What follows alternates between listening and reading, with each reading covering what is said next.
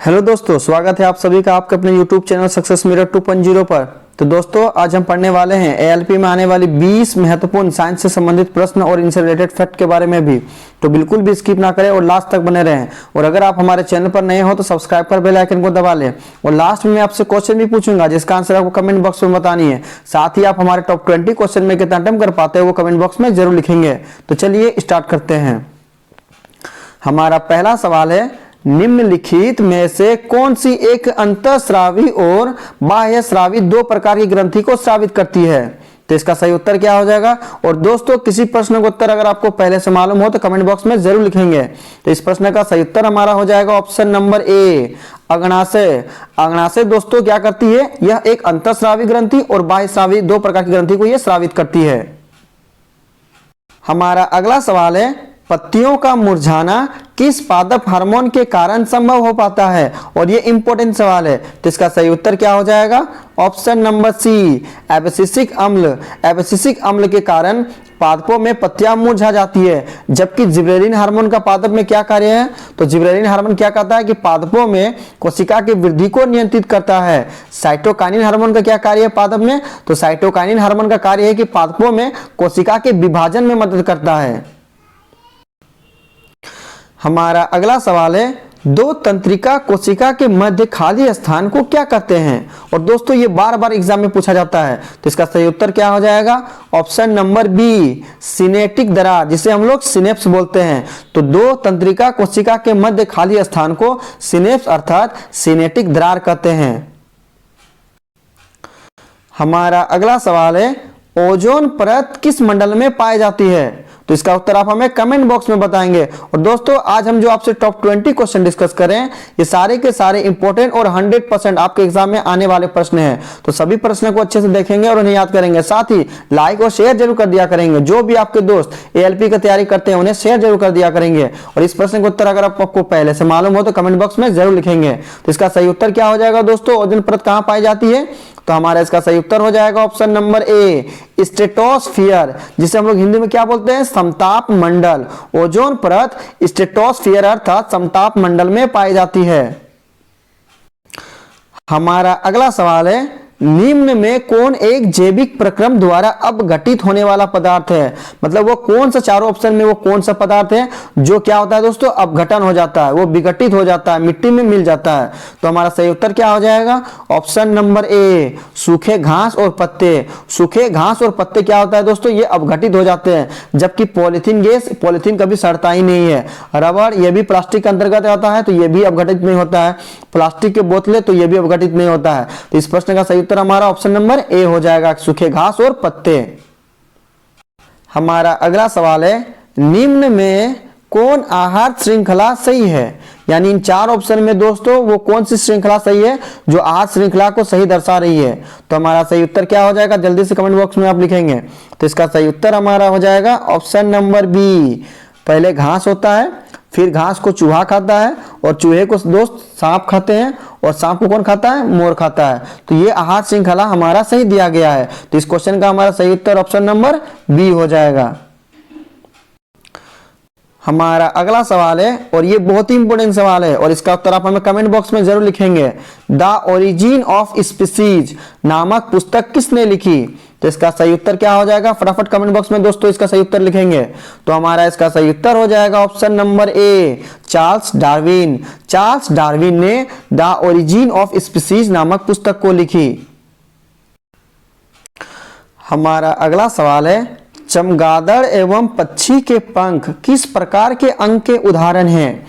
तो चमगादड़ और पक्षी के पंख दोस्तों क्या होते हैं ना? एक दूसरे के समरूप होते हैं, दोनों उड़ने का कार्य करते हैं। तो हमारा इसका सही उत्तर क्या हो जाएगा? ऑप्शन नंबर ए, समरूप। चमगादड़ एवं पक्षी के पंख समरूप के उदाहरण हैं। हमारा अगला सवाल है, मेंडल ने जनक पीढ़ी को किस लेटर से सूचित किया? और दोस्तों ये बहुत ही इंपॉर्टेंट सवाल है, प्रीवियस ईयर 2018 में ये पूछा गया सवाल है। तो इसका सही उत्तर क्या हो जाएगा? ऑप्शन नंबर ए, पी से। मेंडल ने जनक पीढ़ी को किस लेटर से सूचित किया था? पी लेटर से सूचित किया था। हमारा अगला सवाल है, पुष्पी पादपों में लैंगिक जनन किसके कारण होता है? तो पुष्पी पादपों में लैंगिक जनन कहां होता है? ना हमारा इसका सही उत्तर हो जाएगा ऑप्शन नंबर बी, फूलों के द्वारा। पुष्पी पादपों में लैंगिक जनन फूलों में होती है।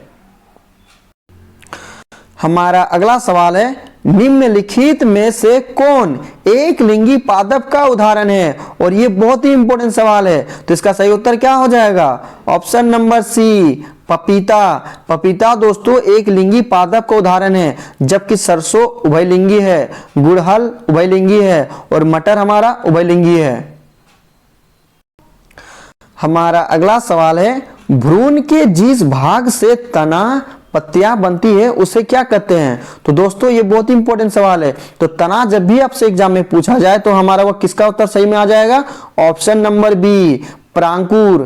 तना का विकसित होना और पत्ती का विकसित होना प्रांकुर से संबंधित होता है, जबकि पौधों द्वारा जड़ों के माध्यम से जो पानी ग्रहण किया जाता है वो किसके कारण से होता है दोस्तों? मूलांकुर के कारण होता है। यानी जड़ से अगर संबंधित रहेगा तो हम जाएंगे मूलांकुर की तरफ, और अगर आपसे तना और पत्तियां के बारे में पूछी जाए तो आप प्रांकुर की तरफ जाएंगे। अगला सवाल है, पादप हार्मोन साइटोकाइनिन किसमें सहायक है? तो इसका सही उत्तर क्या हो जाएगा? ऑप्शन नंबर ए, प्रारोह के अग्रभाग की लंबाई में वृद्धि के लिए। दोस्तों साइटोकाइनिन क्या करती है कि पादप में पाए जाने वाली एक हार्मोन एक और होती है जिसे हम लोग बोलते हैं ऑक्सिन। यह ऑक्सिन के साथ मिल करके क्या करती है? पौधों की लंबाई की वृद्धि में सहायक होती है। साथ ही साइटोकाइनिन क्या करती है? पादपों में कोशिका के विभाजन में भी ये मदद करती है। हमारा अगला सवाल है, मानव रक्त में उपस्थित यूरिया की सामान्य मात्रा कितनी होती है? तो मानव रक्त में यूरिया की सामान्य मात्रा कितनी होती है? तो इसका सही उत्तर हमारा हो जाएगा option number B, 20 milligram. 20 milligram मानव रक्त में यूरिया उपस्थित होती है। हमारा अगला सवाल है, वह प्रक्रम जिसके द्वारा शरीर में ऊर्जा का उत्पादन होता है क्या कहलाता है? तो वह कौन सा प्रक्रम है जिसके द्वारा शरीर में ऊर्जा का उत्पादन होता है? तो हमारा इसका सही उत्तर क्या हो जाएगा? ऑप्शन नंबर ए, श्वसन। श्वसन एक ऊष्माक्षेपी अभिक्रिया है जिसके उपरांत शरीर में ऊर्जा का उत्पादन होती है। हमारा अगला सवाल है, कोशिका झिल्ली किस प्रकार की झिल्ली है? और ये बहुत ही इंपॉर्टेंट सवाल है और इसका उत्तर आप हमें कमेंट बॉक्स में बताएंगे कि कोशिका झिल्ली किस प्रकार की झिल्ली है। तो इसका सही उत्तर क्या हो जाएगा? ऑप्शन नंबर सी, अर्धपारगम्य झिल्ली। कोशिका झिल्ली अर्धपारगम्य झिल्ली है। जबकि अगर आपसे एग्जाम में पूछा जाए कि कोशिका भित्ति किस प्रकार की झिल्ली है, तो कोशिका भित्ति हमारा हो जाता है ऑप्शन नंबर ए, पारगम्य झिल्ली। कोशिका झिल्ली हमारा होता है अर्धपारगम्य और कोशिका भित्ति होती है हमारा पारगम्य। हमारा अगला सवाल है, दही के जमने में निम्नलिखित में कौन सी क्रिया होती है? तो इसका सही उत्तर क्या हो जाएगा? ऑप्शन नंबर सी, किण्वन। किण्वन की प्रक्रिया में दही क्या होती है दोस्तों? जमती है।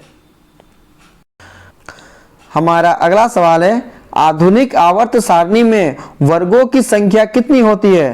तो दोस्तों आधुनिक आवर्त सारणी में वर्गों की संख्या कितनी होती है?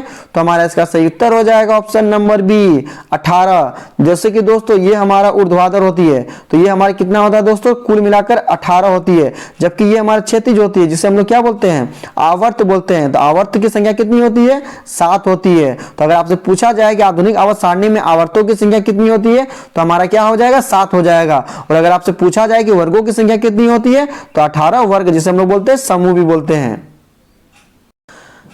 हमारा अगला सवाल है, त्रिक का नियम निम्नलिखित में से किसके द्वारा प्रतिपादित किया गया? तो त्रिक का नियम किसने प्रतिपादित किया था? तो हमारा इसका सही उत्तर हो जाएगा ऑप्शन नंबर बी, डोबेराइनर ने। डोबेराइनर ने त्रिक का नियम दिया था। जबकि अष्टक का नियम अगर आपसे पूछा जाए कि अष्टक का सिद्धांत किसने दिया था, तो न्यूलैंडस ने दिया था। आधुनिक आवर्त सारणी की खोज किसने की थी? तो मोसले ने की थी। और मेंडलीव की आवर्त सारणी किस पर आधारित है? तो परमाणु द्रव्यमान पर आधारित है। जबकि आधुनिक आवर्त सारणी परमाणु क्रमांक पर आधारित है।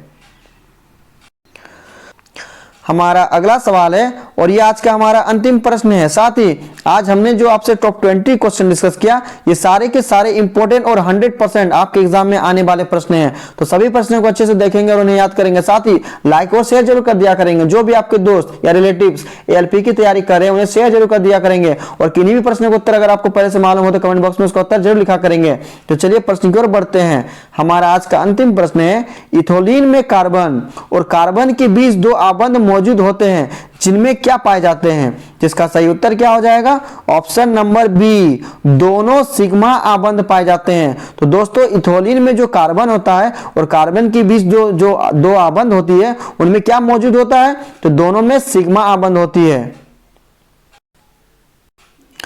अब लास्ट वीडियो के क्वेश्चन का आंसर। लास्ट वीडियो में मैंने आपसे क्वेश्चन पूछा था कि सामान्य दृष्टि के वयस्क के लिए सुस्पष्ट दर्शन की न्यूनतम दूरी कितनी होती है। तो इसका सही उत्तर ऑप्शन नंबर सी था, 25 सेंटीमीटर। और लगभग सभी स्टूडेंट ने इसका सही जवाब दिया और मोस्टली स्टूडेंट ने इसके बारे में डिटेल्स में लिखा। तो मैं आपको फिर बोलूंगा कि क्वेश्चन के बारे में आपको जितना ज्यादा से ज्यादा पता हो उन्हें आप लिखा करो, क्योंकि जो चीजें आप लिख देते हो उन्हें आप कभी नहीं भूलते हो। अब आपके लिए आज का सवाल है, आवर्त नियम और आवर्त सारणी के निर्माण के लिए किसे जाना जाता है। 4 ऑप्शन दिया गया है, सही उत्तर आपको कमेंट बॉक्स में बतानी है। साथ ही आप हमारे टॉप 20 क्वेश्चन में कितना अटेम्प्ट कर पाए वो कमेंट बॉक्स में जरूर लिखेंगे। तो चलिए दोस्तों मिलते हैं नेक्स्ट वीडियो में, तब तक के लिए बाय बाय, टेक केयर।